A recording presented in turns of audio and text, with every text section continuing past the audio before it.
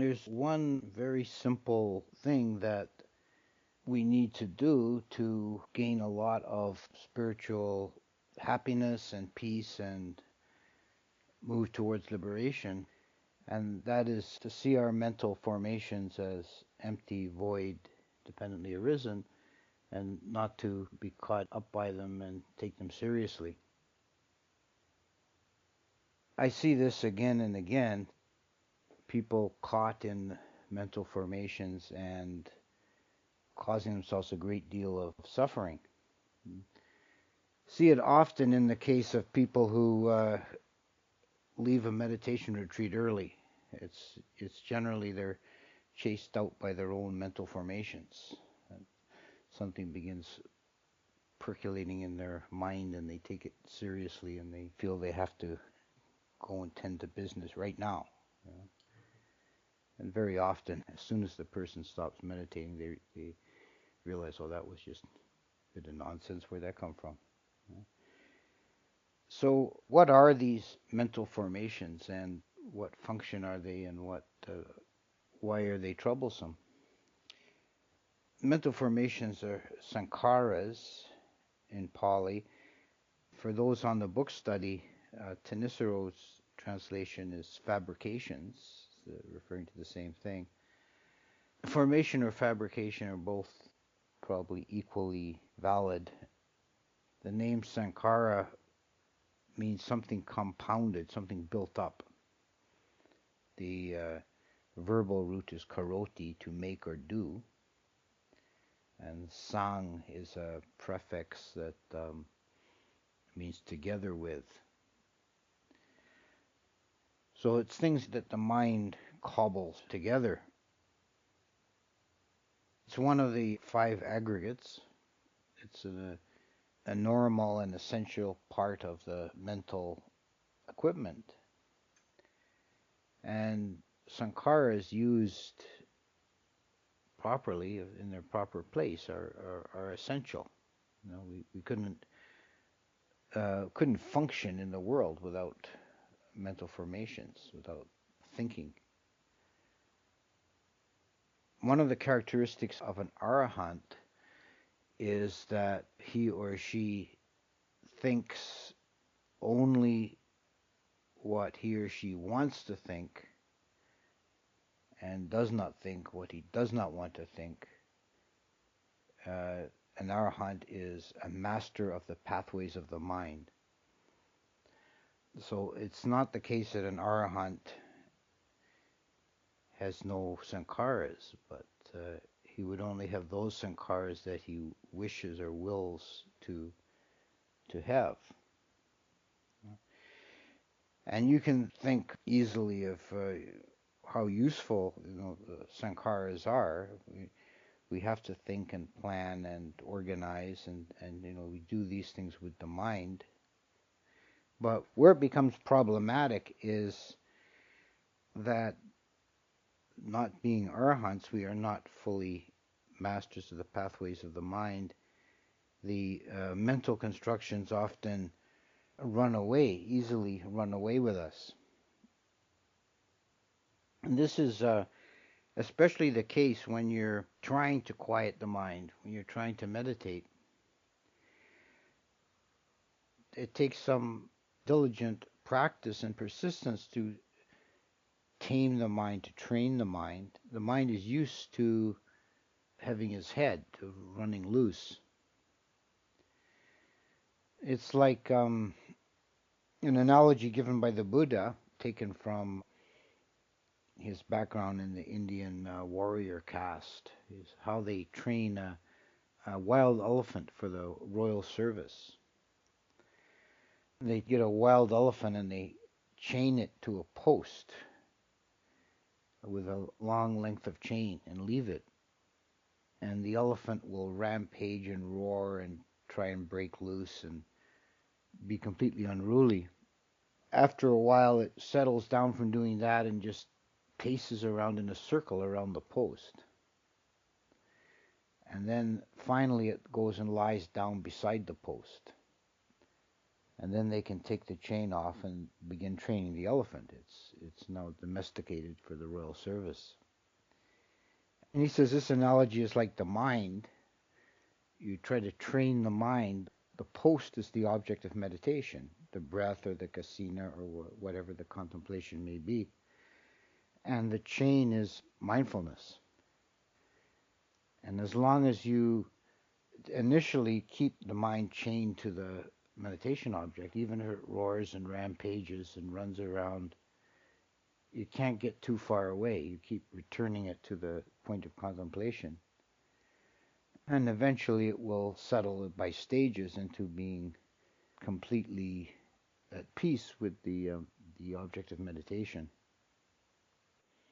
This is stilling the sankharas. A related concept, a particular kind of sankhara, is papancha, which is proliferation. And papancha is how the mind from an initial seed, if it's unchecked, it can flourish and go into all kinds of sidelines and digressions, diversions, and create a whole elaborate Baroque structure from an initial seed, an initial thought. If the mindfulness is very good, when meditating, you notice the mental formations as they first occur, then you don't have to follow them. The particular place of thought in the mental landscape has a kind of a two-sided appearance. On the one hand, it is something that we do. It's always accompanied. One of the universal mental characteristics is mental factors is cetana, is a volition. So there is some volition behind every thought. There is some will, which is why there is karma associated with thought. In fact, all karma actually originates in the mind. It's only actions that are done with volition that have karmic force. The classic example is stepping on a beetle in the dark. There's no karma associated with that because it's not done with any volition. There's no action you can do with the body or mind that doesn't originate first in the mind.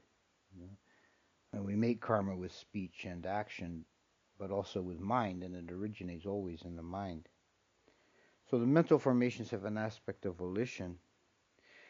It doesn't seem like that at times when you're struggling in meditation with the monkey mind, and the mind's running all over with all kinds of odd thoughts and won't be quiet. That's because you have not mastered the skill of using the volition to control the mind. There's very little volition being used, being exercised at that point. You're not taking control of the situation. The mind is being allowed to run. And this is fed by the defilements. It's fed by greed, by fear, by ill will, by delusion. The thought is double-sided. The other side is thought as an object, which is equally important to understand that from the point of view of consciousness, from the point of view of the citta, the knowing mind, thought is not something done. It's not done by that aspect of mind. It's only seen, it's known, it's an object. And if you can master the trick of centering yourself in the knowing mind, then it all falls into place. If the citta is just watching the thoughts, they will settle on their own because they're not being fed. You're not getting involved in them. Ajahn Chah once, one of his aphorisms was that the best way to kill a tiger is to starve it to death. Or the safest way to kill a tiger is to starve it to death. You don't feed the mental formations if you don't want them. Whenever you're caught in something, the mind's running around on some scheme or anxiety or desire, repeating itself, obsessing the mind, it's because you're feeding it. You're taking some interest in it. And perversely, this can even be a negative interest. If you're allowing yourself to get upset by the thinking process, you can get caught in it more. In dealing with the mental formations in meditation, there's always the distinction between what kind of meditation you're doing, whether you're doing at that time, whether you're doing samatha or vipassana. And then we treat these objects in an opposite way. This is really the distinction between the two forms of meditation. If you're doing insight or vipassana, you want to see the object but not get involved in it. So you learn a particular kind of attention.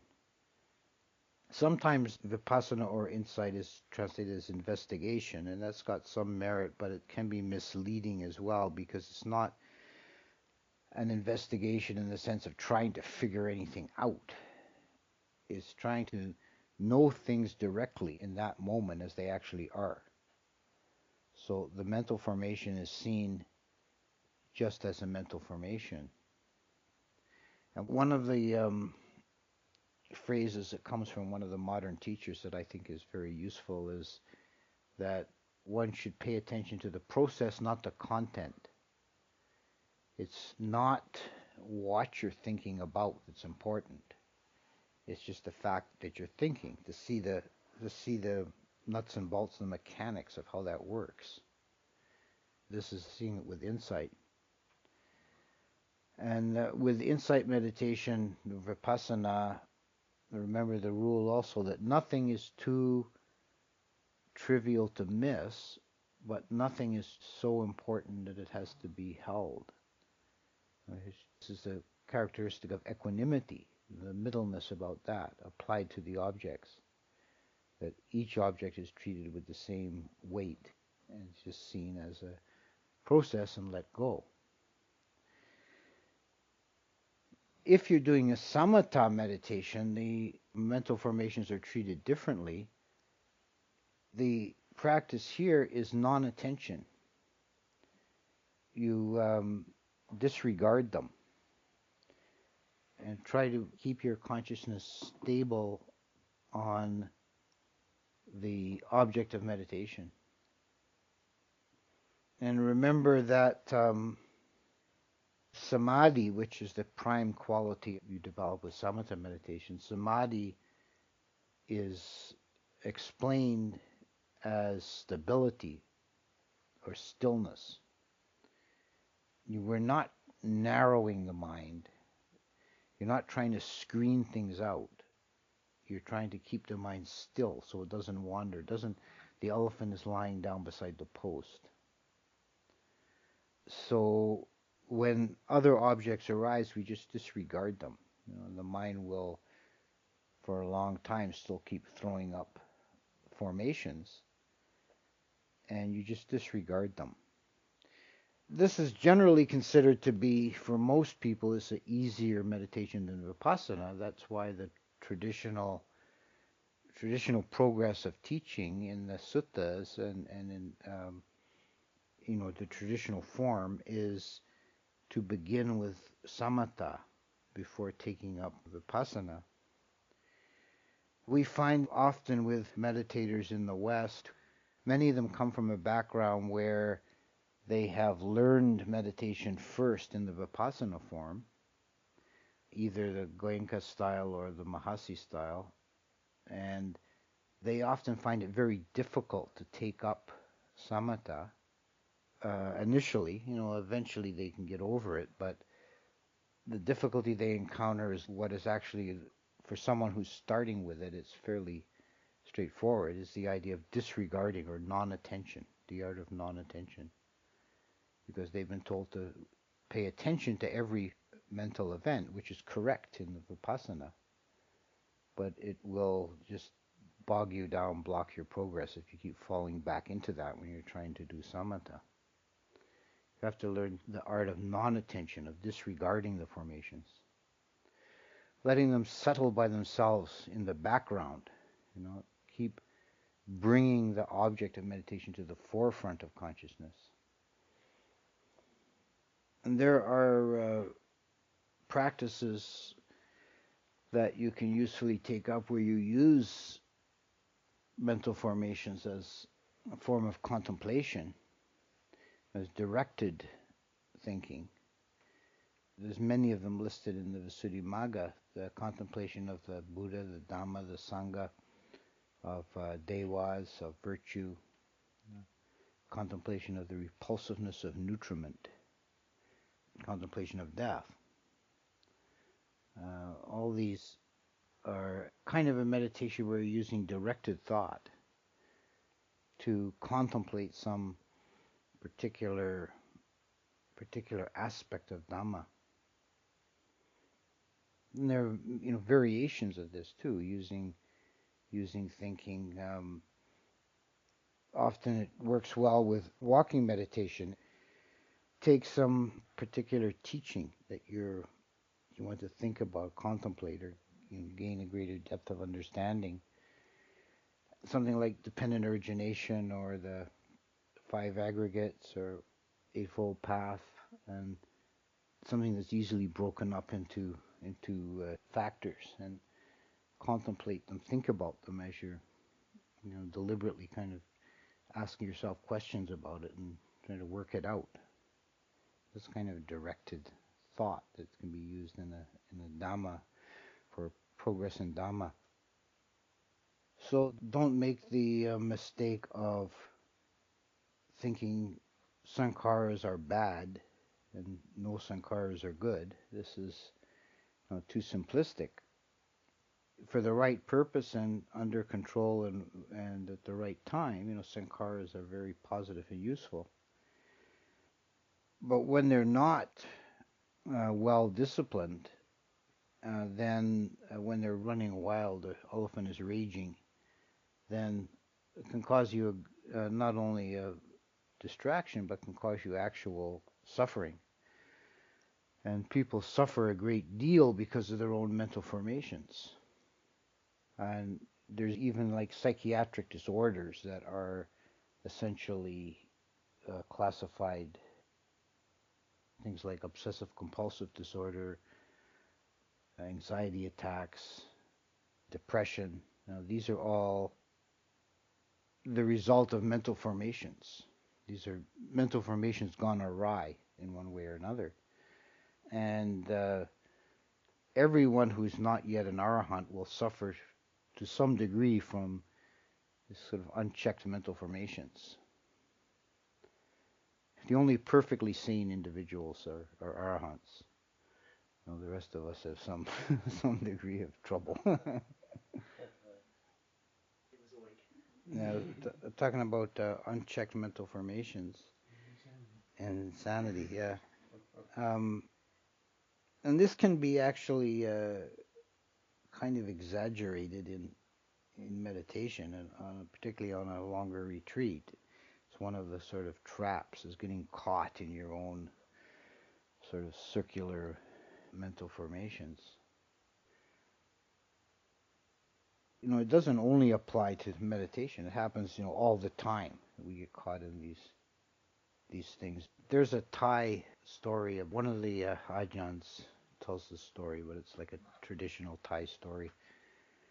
There's a fellow learns that eggs cost 5 baht a dozen in his village, but there's another village a moderate distance away where they're selling for 8 baht a dozen.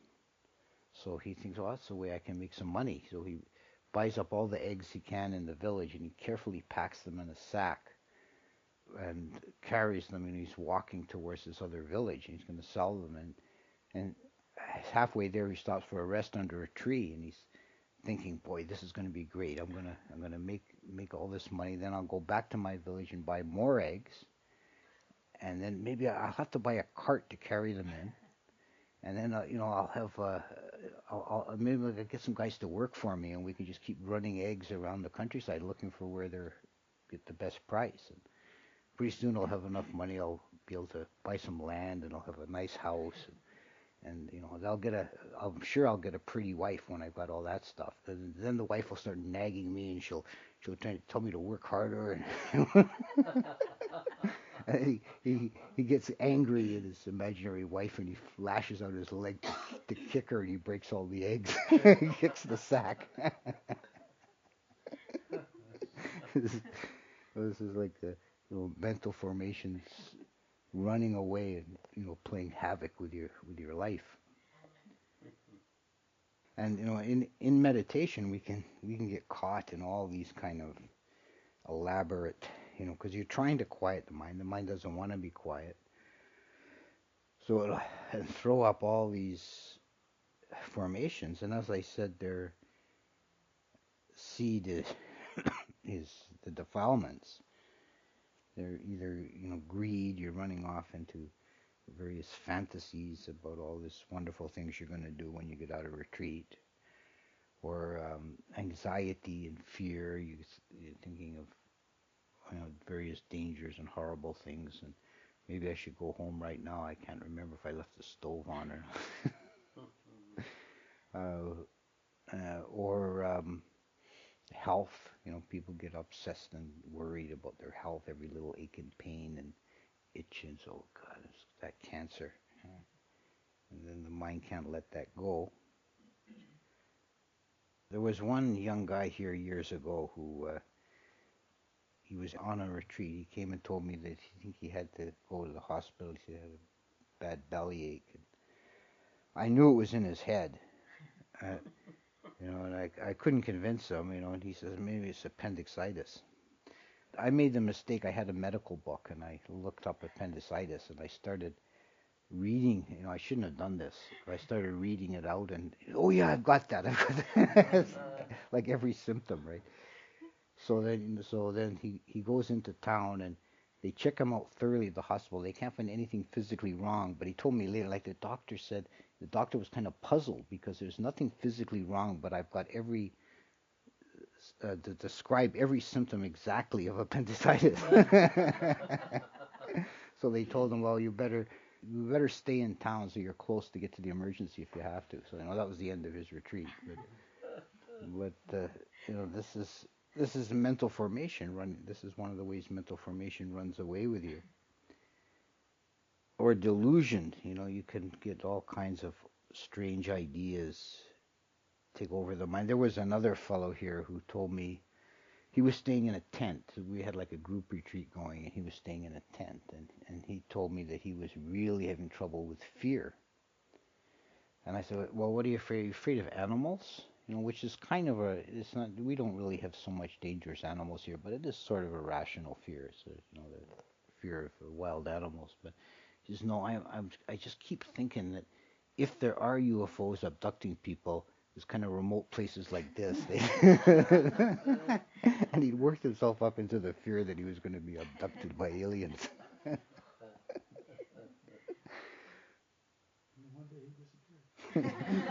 Yeah, whatever happened to that guy? So, anything, all of these kind of mental formations can ruin your meditation at the least, or also can cause you a great deal of suffering and turmoil. And really, as I started at the beginning to say, is the simple key is just don't take it seriously. Try. It's useful if you can develop a sense of humor about your own foibles, your mental states. Oh, it's just that again. It's that ridiculous nonsense. Don't take it seriously. Don't allow yourself to invest any importance in it. It helps once you're able to really see the mental formations as empty, as void. Intellectually, it's not hard to grasp that concept. There's nothing there. It's just a fabric of the mind. It's just a shadow. It's just a magic play of the mind. But to really grasp that essentially, to to know that as a reality. It takes some practice of really seeing it, because you keep it caught again and again. But you see, oh, it's just empty. It's just dependently arisen. There's nothing there. There's nothing to be afraid of. There's nothing to be concerned about. There's nothing to be excited about. It's just a mental formation. Just let it go. Just let it settle. If they're not invested in, if they're not taken as important, if they're not fed any energy, they'll settle away. They'll go away on their own. They only persist if you're in some way feeding them. You know? It's a common metaphor. Is like a stray dog that comes around. If you ignore it, it'll yap around your heels a little bit and run off looking for better prospects. But if you feed it or pet it, or you can't get rid of it. It'll hang around and hang around. So you have to watch that you're not feeding the mental formations. And to reiterate, the samatha method is just disregarding them, letting them settle on their own. Put them in the background. Don't pay them any attention. Just ignore them. The art of non-attention. The Vipassana method is more difficult, but it's more powerful in the sense that you're putting an end to them, is seeing them in the correct way, which is with dispassion, with clarity, and without getting interested in them or taking them up as an object of fear or fascination, just as this object that's in the mind, just knowing it, penetrating its nature, which in the end means seeing it as empty. This is just an empty object in the mind. I don't have to invest in it. I don't have to believe in it.